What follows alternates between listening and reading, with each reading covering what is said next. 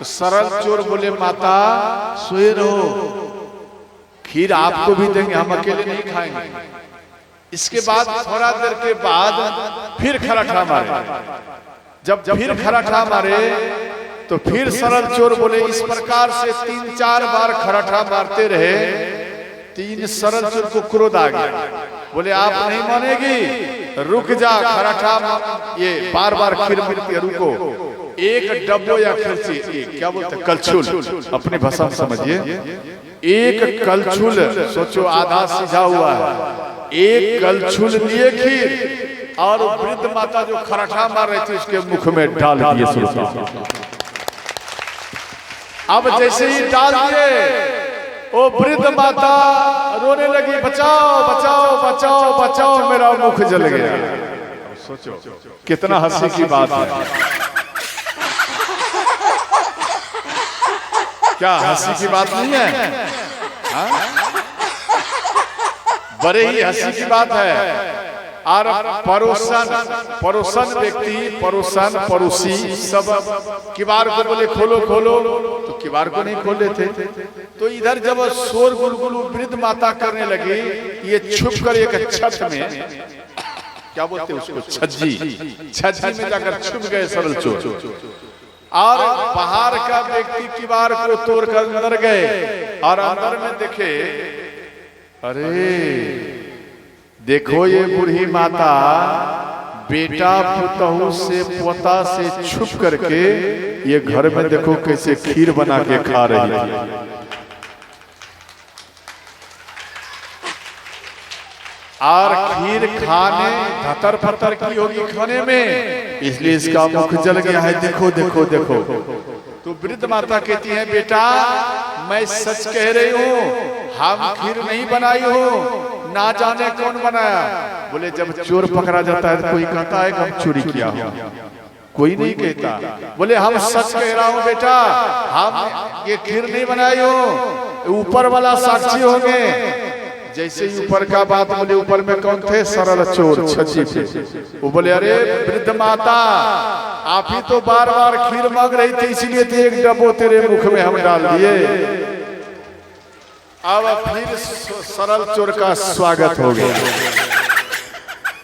फिर इनको मुफ्त में स्वागत हुआ। तो चोर रावण के राज्य में बढ़े और रावण का अत्याचार देखकर श्री पृथ्वी माता एक गौ का रूप धारण कर सब देवता के शरण में गए और अंत में ब्रह्मा जी के पास गए सारा देवता और कहने लगे, भगवान कब अवतार लेंगे, रावण का अत्याचार बढ़ रहा है, इनका पाप से हमारा शरीर कांप रहा है, भगवान कब नारायण भगवान अवतार लेंगे। तो श्री ब्रह्मा जी बोले, ये तो भगवान से ही पूछा जाए कब अवतार लेंगे। तो कोई बोले साकेत लोक में भगवान रहते, कोई बोले नहीं नहीं अक्षीर सागर में रहते, कोई बोले नहीं नहीं बैकुंठ में रहते। इस प्रकार से अपना अपना सब कोई बात को वहां पर रखे और भगवान शिव सबको निचोड़ कर एक ही बात बोल दिए कि हे देवताओं,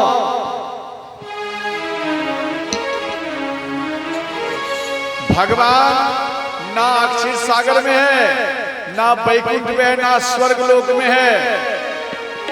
भगवान इसी जगह में आपको दर्शन देंगे। भगवान तो हर जगह में है। हरि व्यापक सर्वत्र समाना,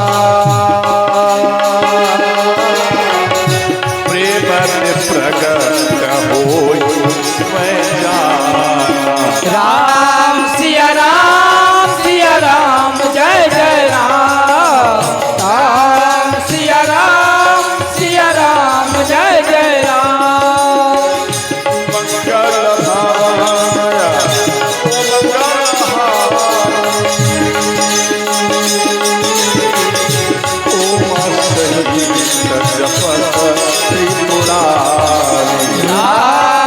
राम सिया राम जय जय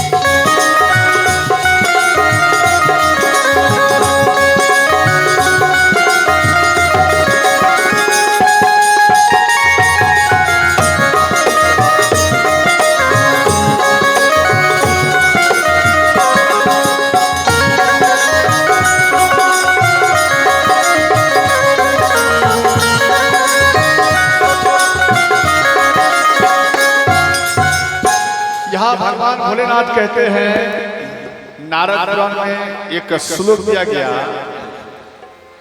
से भगवान नारायण कहते हैं, नाहं वसामि वैकुंठे योगिनं हृदयेन च मद्भगता यत्र गायन्ति तत्र तिष्ठामि नारद। नारायण भगवान बोले कि देव ऋषि नारद, हम किसी योगियों में नहीं बसता हूं। अब यहां योगी का भी बात आया, ना हम वैकुंठ में बसता हो, ना साकेत लोक में। हम कहां बसता हूं? जहां में मद भगता यत्र गायन्ति, अर्थात हमारी कथा को जिन जगह में गाया जाता है, नहीं समझे, जिन जगह में हमारी कथा को गाया जाता है, सुना जाता है, श्रवण किया जाता है, और उसमें जितना जनता जनार्दन और जितना मेरा श्रोता, जितना मेरा भक्त उस जगह में बैठता है, ऐसा नहीं कि संत के बारे में दिया गया।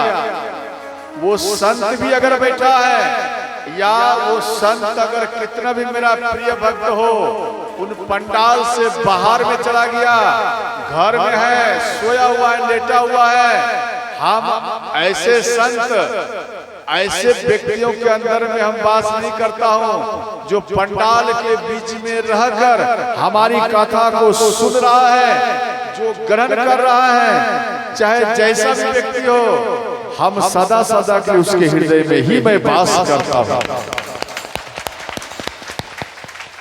अब ऐसा नहीं हल्ला करने वाले व्यक्ति में भी वास होगा, नहीं, जो शांति देगा, जो प्रेम से निष्ठा से कथा सुनेगा, उसके हृदय में भगवान कहते हम वास करते हैं। समझ गए? अर्थात आप जितना एकाग्र होकर कथा सुन रही है या सुन रहे हैं, समझ लो आपके हृदय में भगवान नारायण साक्षात विराजमान है, मेरी मैया। और इसके बाद ध्यान देना, तो श्री नारायण भगवान, ये भगवान भोलेनाथ बोले कि हे देवता, आप इसी जगह में भगवान को याद करिए, भगवान आपको दर्शन इसी जगह में देंगे और जल्द में देंगे। जैसे आप पंडाल में बैठे, इसी जगह में आपको भगवान देंगे दर्शन। तो यहाँ पर सब कोई मिलकर स्तुति किए, और जब स्तुति किए तो ध्यान देना, आप भी स्तुति करिए, आप भी स्तुति करें। स्तुति तो हर व्यक्ति को मालूम रहता है। जय जय सूर्यनायक, ये साकेत लोक में मीटिंग हो रहा है, साकेत लोक में, और सब देवता मिलकर नारायण भगवान का स्तुति कर रहे हैं, और हम सब बैठकर आपके औराए, हाँ औराए, ठीक तो नाम बोले, नाम तो ठीक बोले ना, औराए, हाँ, औराए में काली माता, विषणी माता के गोद में, हनुमान जी के सामने में हम सब मिलकर भगवान नारायण का यहाँ पर स्तुति करेंगे। जय जय सूर्यनायक, जन सुखदायक, प्रणपाला जगबंता, हितकारी, जय यशुरारी, सिंधु सुधा प्रियकांता, पालन सुर धरणी, अद्भुत करणी, मरम न जाने कोई, जो सहस कृपाला, दीन दयाला, करऊं अनुग्रह सोई।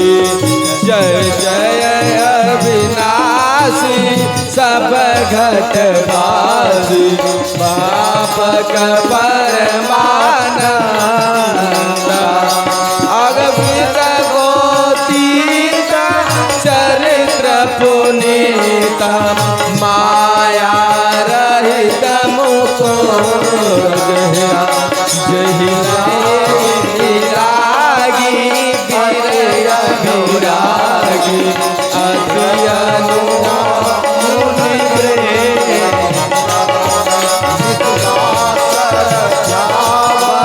ध्यान गुरावहि गाहि सच्चिदानंदा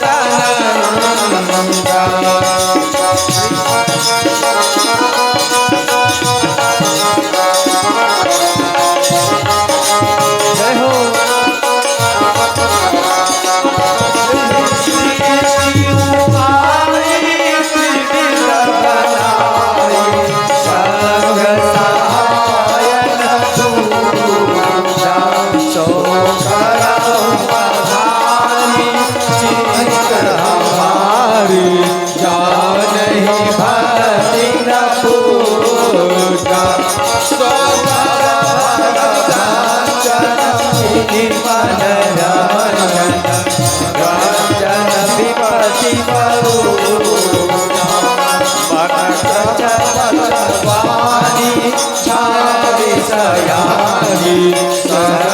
सकल सुर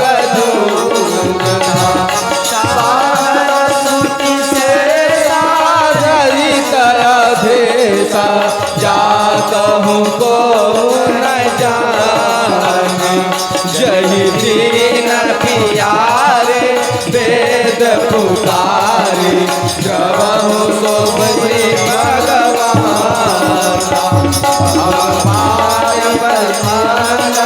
सब वेद सुंदर पूजा मुनि सिद्ध सकल सुर परम भयातुर नाम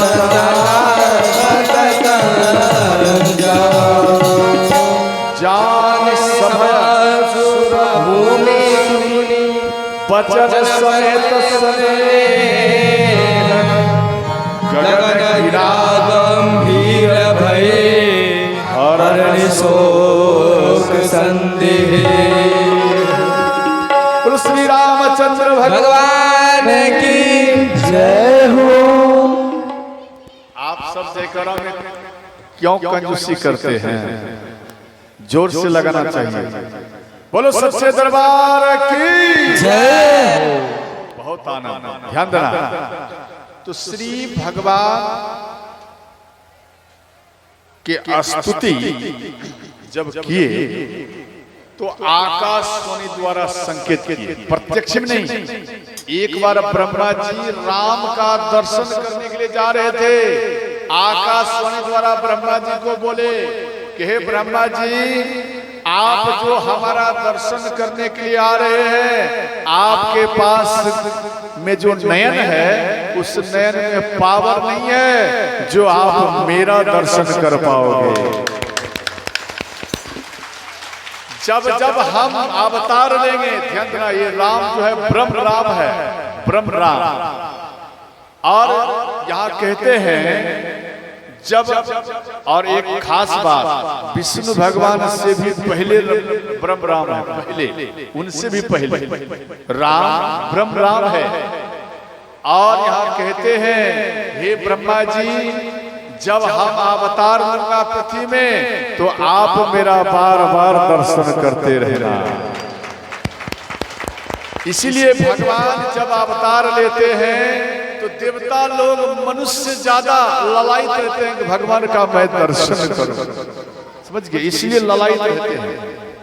इसके बाद ध्यान देना, तो श्री आकाशवाणी द्वारा कहते हैं कि हे देवताओं, ब्रह्मा जी का बेटा का नाम है मारीची और उनकी पत्नी का नाम है कलह। ध्यान देना, और कलह और मारीची दोनों के मिश्रण से महर्षि कश्यप का उत्पत्ति हुआ है, जन्म हुआ। तो महर्षि कश्यप की दो पत्नियां हैं, एक का नाम है दैत्य दिति, एक का नाम है देव दिति।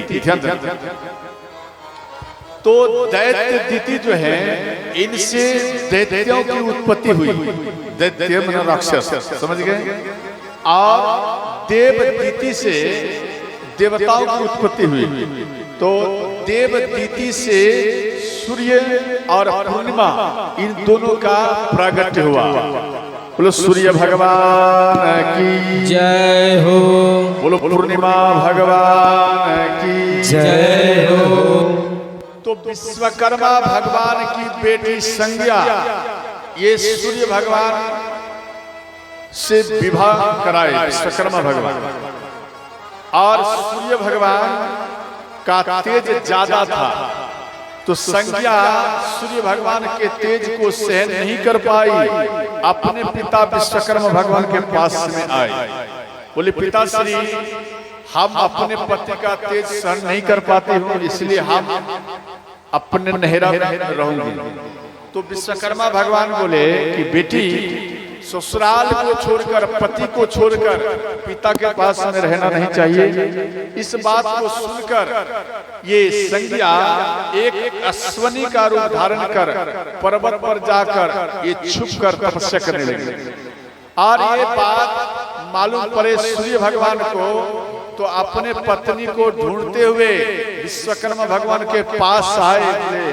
भगवान, हमारी पत्नी कहाँ है? तो विश्वकर्मा भगवान बोले बेटा, आपकी पत्नी संज्ञा आपका तेज सहन नहीं कर पाई, इस कारण से वो पर्वत में एक अश्वनी का रूप धारण कर वो तपस्या कर रही है। अश्वनी मतलब घोड़ी, समझ गए, और वो रूप धारण कर वो तपस्या कर रही है। तो विश्वकर्मा भगवान सूर्य भगवान के तेज को कम करने के लिए उसका ग्रहण किए, और ग्रहण से जो कुछ मटेरियल बचा, दो अस्त्र बनाए। एक अस्त्र सुदर्शन चक्र जो नारायण भगवान के हाथ में है, और एक त्रिशूल बनाए जो भगवान भोलेनाथ के हाथ में है। और इसके बाद विश्वकर्मा सूर्य भगवान अपनी पत्नी संज्ञा को ढूंढने के लिए अश्व का रूप धारण किए। अश्व मतलब घोड़ा, और अपनी पत्नी के पास में सूर्य भगवान आए। तो अश्व और अश्वनी, इन दोनों में, यानी पति पत्नी में, दोनों में जब ये मिश्रण हुआ, इन दोनों के मिश्रण में एक बालक प्रकट हुआ। उस बालक का नाम पड़ा अश्वनी कुमार, जो देवताओं के डॉक्टर हुए। बोलो अश्वनी कुमार की। ये सूर्य भगवान के बेटा है अश्वनी कुमार। और इसके बाद सूर्य भगवान का एक बेटा है श्राद्ध देव मनु। सूर्य भगवान उनको अयोध्या के राजा बनाए। ध्यान से समझना। तो तभी से सूर्य वंशज ये नाम पड़ा, समझ गए, सूर्य वंश। तो श्राद्ध देव मनु से ध्यान देना, इक्ष्वाकु महाराज, पृथु, राजा सगर, अंशमान, असमंजस, दिलीप, भगीरथ, काकुत्स, रघु, और ध्यान देना इसी वंश में नभाग, और नभाग के बेटा आजमहल। ऐसे तो कई पीढ़ी हैं, समझ गए, कई पीढ़ी हैं, उतना नाम लेंगे तो टाइम लगेगा, परंतु भगवान का हम प्रागट्य कर। तो आज महाराज आए। आज महाराज को एक भी संतान नहीं थे, तो आज महाराज डेली ब्राह्मणों को दान करते थे। जब डेली ब्राह्मणों को दान करते थे, तो एक ब्राह्मण आए, वो भंडार कोष का धन नहीं लिया, वो मना कर दिया। तो अंत में बोले कि आप अपना मेहनत किया हुआ जो कुछ आप हमें दान करेंगे वो हम लेंगे। तो यहाँ पर ध्यान देना, श्री अज महाराज बोले आप जाइए कल आना। तो ब्राह्मण देवता चले गए। रात में अज महाराज एक मजदूर का रूप धारण कर बाजार में गए, और बाजार में एक लुहार के पास में बोले हमें काम मिलेगा। तो वो लुहार बोले क्या आपको लोहा पीटने के लिए आता है? बोले हाँ। तो अज महाराज वहां पर लोहा पीटे, और जब लोहा पीटे तो पीटने के बाद में श्री आज महाराज को एक दुवन्नी मजदूरी में दुवन्नी, और इसके बाद घर आया। वो लुहार कौन थे, ध्यान देना, वो लुहार पति पत्नी थे, सत्य ही लुहार और लुहारिन का रूप धारण कराए थे। इसके बाद सुबह होने के बाद वो ब्राह्मण देवता भिक्षा के लिए आए, और जब भिक्षा मांगने के लिए आए तो वो दुवन्नी उनको ब्राह्मण देवता को दे दी, और वो दुवन्नी लाकर अपनी ब्राह्मणी को दिए। ब्राह्मणी अदर ब्राह्मण, अगल में जो ब्राह्मण थे बगल में, वो इनको चिढ़ाए कि मेरे ब्राह्मण देवता को देखो, भर भर कर देता है, भर भर कर देता है झोली, और आपके कैसे ब्राह्मण देवता है जो केवल एक दुवन्नी ही इनको दिया है।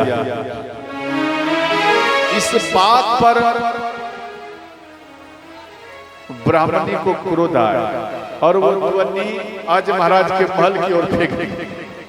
और उधर आज महाराज और इंदुमती, आज महाराज के पत्नी का नाम है इंदुमती, वो दोनों पुत्र के प्राप्ति के लिए ये ब्राह्मण देवता के पास में आ रहे थे। ये ब्राह्मण देवता सोते ही सामने पहुंच गए, और इन ब्राह्मण देवता के चरण में इंदुमती और आज महाराज गिर गए।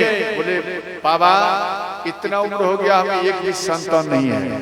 बोले आप घबराइए मत, आप एक काम करिए, हमारी ब्राह्मणी आपके दिए हुए दुवन्नी, ध्यान देना, वो दुवन्नी यहाँ दिया है, ये फेंक दिया है, आप वो दुवन्नी को आप पहले ढूंढिए। तो वो दुवन्नी को ढूंढने के लिए आज महाराज आगे बढ़े, और वो दुवन्नी मिला, और उस जगह में बोले यहाँ पर यज्ञ होगा, हवन कुंड खानो। जब खाने लगे हवन कुंड जमी में, तो उसमें एक सोने का रथ मिला, एक दुवन्नी मिला। तो आज महाराज सोचे इसके अंदर और लगता है रथ है सोने का। तो जैसे ही और गड्ढा किए, ध्यान देना, जय सिया राम, तो ध्यान देना, तो जब फिर दोबारा गड्ढा खोदे, जब गड्ढा खोदे तो फिर एक रथ मिला और एक दुवन्नी मिला। इस प्रकार से बार बार गड्ढा खोदते रहे, 9 बार 9 सोना का रथ मिला, और एक दुवन्नी मिलते गया सब में। और 10वां बार में फिर गड्ढा खोदाई किया गया, तो अंत में एक सोने का रथ प्रकट हुआ। उस रथ में एक दुवन्नी है, और उसमें एक बालक रोते हुए श्रोता वो प्रकट हो गया। इंदुमती का हृदय पिघल गया, सीना पिघल गया। कोई बालक रो जाए तो माँ को देखना, उनका सीना तुरंत पिघल जाता है। ठीक उसी प्रकार माँ का सीना इंदुमती का पिघल गया, और वो इंदुमती रोते हुए वो बालक को अपना गोदी में ले लिए। और वो ब्राह्मण देवता बोले, हे अज महाराज, एक रथ नहीं, 2 रथ नहीं, ये 10वां रथ में ये बालक प्रकट हुआ है, इसलिए इस बालक का नाम होगा दशरथ। बोलो दशरथ जी महाराज जी की जय हो। तो दशरथ महाराज का प्रकट हुआ, इसलिए यहाँ पर कहते हैं, हे देवताओं, अयोध्या में महाराज दशरथ जी का प्रागट्य हुआ है, और 4 रूप में हम अवतार लूंगा। यहां पर दिया गया, अंसन सहित मनुज अवतारा, अंसन सहित मनुज अवतारा,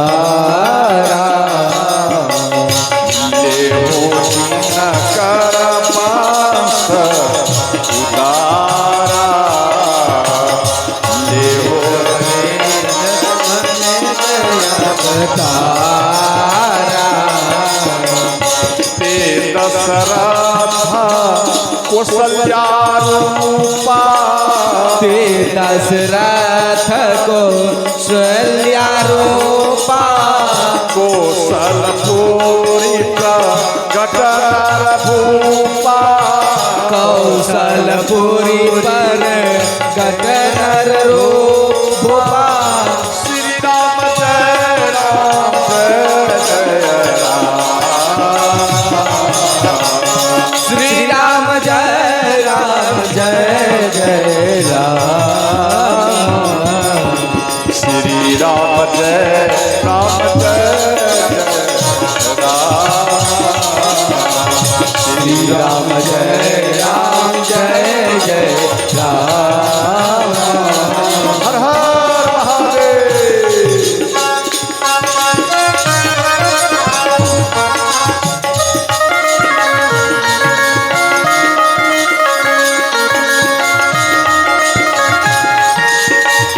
जय जय आहा श्री राधे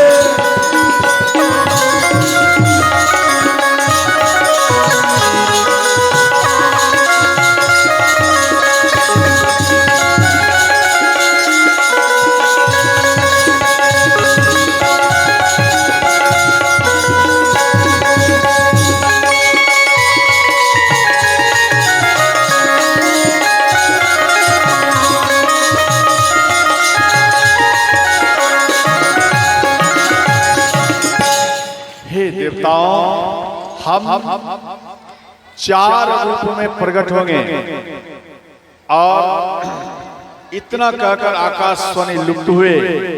इसके बाद ब्रह्मा जी बोले सब कोई भगवान का सेवा के लिए पृथ्वी पर अवतार लीजिए। ब्रह्मा जी भी जामवंत के रूप में आए, सब अपना अपना रूप धारण कर पृथ्वी में आए और ये सारा बात का जो मीटिंग हुआ, ये सारा बात रावण को मालूम पड़ गया। जब रावण को मालूम पड़े तो अयोध्या में एक थाना बना है। ये थाना शब्द नया नहीं है, ये बहुत पुराना है। यहाँ दिया गया यद्यपि सजग रही कहानी दिए असुर करी कछु तहा थानी। ये थाना शब्द जो है कोई नया नहीं, पुराना है।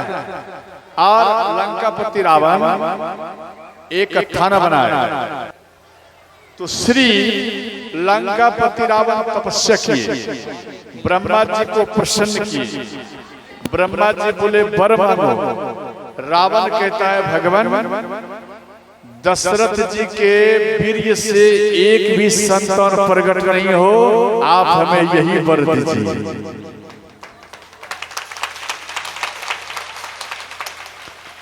ब्रह्मा जी थोड़ा देर के लिए चिंतन में रहे, उसके बाद बोले तथास्तु, ऐसा ही होगा। और लंकापति रावण को फिर भी विश्वास नहीं हुआ। मन में सोचे देवताओं का क्या पता ये फिर उलट पुलट कर दे तो कौशलपुर में जाकर माँ कौशल्या को चुरा लाए। और एक मंजूसा में, मंजूसा मन पेटारी, उन पेटारी में माँ कौशल्या को बंद कर दिया और ताला मार दिया। और राघो नाम का मछुआरा था, याद है ना? तो उस मछुआरा को राघो नाम का मछुआरा को दे दिया वो पेटारी और बोले जा इस समुद्र में डुबा देना। वो नैया पर लेकर जा रहे हैं। यह कार्य तो रावण भी कर सकते थे, परंतु रावण इसलिए नहीं किए क्यों प्रचंड विद्वान थे। उन्हें मालूम है महाराज दशरथ जी का और कैकेयी का, मंथरा की, कौशल्या माता का, दोनों का सगाई हो चुका है। और लड़का लड़की का अगर सगाई हो जाए तो वो सगाई किए हुए बच्चा या बच्चियों को मारना नहीं चाहिए, उसे गौ हत्या का दोष लगता है। ब्रह्म हत्या का दोष गौ हत्या का दोष लगता है। इसलिए रावण को ये बात मालूम था, इसलिए राघो नाम का मछुआरा को दिए और वो नैया पर लेकर चल दिए समुद्र में इसको डुबाने के लिए। रावण लंका चला गया। ब्रह्मा जी इधर से आए, रावण का रूप धारण किए, राघो नाम मछुआरा को बोले वो पेटारी हमें लाओ। तो वो वापस आए, वो पेटारी इन ब्रह्मा जी को दिए जो रावण के रूप में थे, तो ब्रह्मा जी को दिए। और सुमन जी महाराज दशरथ जी आ रहे थे वन में, तो जिस मार्ग में आ रहे थे उसी जगह में ये मंजूषा को रख दिया। और सुमन जी महाराज दशरथ जी देखे तो महाराज दशरथ जी बोले मित्र इस मंजूषा के पेटारी के ताला को तोड़ दिया जाए।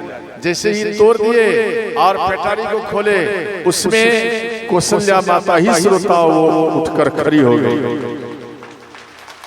और यहाँ पर पूछा गया महाराज दशरथ जी को मालूम पड़ गया इसी से तो हमारा विवाह होने वाला था। अंत में वहां पर दोनों गंधर्व विवाह किए, गंधर्व समझ गए। और महाराज दशरथ जी का एक सोच आया अब जो कुछ विवाह होगा धूमधाम से होगा। सुमन जी को बोले आप रथ पर कौशल्या को कौशलपुरी में दे आइए। और ठीक जब देने के लिए गए तो वहां पर कौशल नरेश बोले कि हे सुमन जी आप अपने महाराज को बोलिए कि वो विवाह करने के लिए अपने बराती के साथ में आवे। तो ये समाचार जाकर महाराज दशरथ जी को बोले और महाराज दशरथ जी अपार संख्या में श्री ध्यान कौशल नरेश के यहाँ आए विवाह करने के लिए। और विधिवत महाराज दशरथ जी का और माँ कौशल्या का श्रोताओं विवाह हो गया। और एक वृद्धाश्रम की सुता सयानी उनकी एक बेटी थी और वो अपनी बेटी से सुमन जी का विवाह कराया। जब इनका विवाह कराए और रोमपाद का भी विवाह ये कौशल नरेश के ही नगरी में हुआ है। एक नाते से श्री सुमंत जी और रोमपाद महाराज दशरथ जी सुमन जी और रोमपाद ये सब ये आपस में सारू हैं, ये आपस में सारू हैं। तो ध्यान देना अंत में श्री माँ कौशल्या का विदाई हुआ और अयोध्या में आया। एक बार योद्धा जी के पास में श्री महाराज दशरथ जी आए। योद्धा जी कैकेयी नरेश के बेटा है और आपस में दोनों मित्र बैठकर बात कर रहे थे। एक घोड़े पर माँ कैकेयी पुरुष का युवक का वस्त्र पहनकर वो तलवारबाजी सीखते हुए आ रही थी। महाराज दशरथ जी का दृष्टि पड़ा, बोले मित्र ये कौन है राजकुमार जो तलवार कुछ तीव्र चला रहा है। तो योद्धा जी तो बोले हे महाराज ये राजकुमार नहीं है तो ये हमारी बहन कैकेयी है राजकुमारी। बोले अच्छा क्या ये तलवार जानती? बोले हाँ। तो क्या ये तलवार का चमत्कारी नहीं दिखाएगी? बोले हाँ अवश्य दिखाएंगे। तो योद्धा जी बोले बहन आप एक काम करिए आप तलवार का कुछ चमत्कारी दिखाइए। तो श्री माँ कैकेयी घोड़े पर लगाम मुख में लगाई और हाथ में दोनों हाथ में तलवार ली, घोड़े को तीव्र में उड़ाए और एक ही छलांग में तार के वृक्ष के ऊपर से काटते हुए दोनों तलवार से नीचे में आकर माँ कैकेयी खड़ी हो गई। तो महाराज दशरथ जी बोले मित्र क्या ये पैर कट चुका? बोले हाँ कट चुका है। तो पैर गिरा नहीं, पैर खड़े का खड़ा ही रह गया। तो योद्धा जी बोले बहन जरा इस पैर को हिला। जैसे ही माँ के कई पैर को हिलाई और वो तार का गाछ वो सैकड़ों टुकड़े ही श्रोता हो चुके थे। और इसके बाद इसका मन इसके ऊपर आ गया महाराज दशरथ जी का। योद्धा जी समझ गए, अपने पिता के पास जाकर सारा बात बोले और अंत में माँ कैकेयी के साथ में महाराज दशरथ जी का श्रोताओं विधिवत विवाह हुए। माँ सुमित्रा नगर में जाकर माँ सुमित्रा से विवाह किए। इस प्रकार से 3 विवाह किए, समझ गए। ऐसे तो वाल्मीकि रामायण में दिया गया 360 विवाह किए हैं महाराज दशरथ जी, 360। जब जब परशुराम भगवान मारने के लिए आते थे तब तब ये विवाह के जोड़े में रहते थे और जोड़ा में देखकर परशुराम भगवान मारने के बदले और आशीर्वाद देकर के ही श्रोता वो चले जाते थे वापस।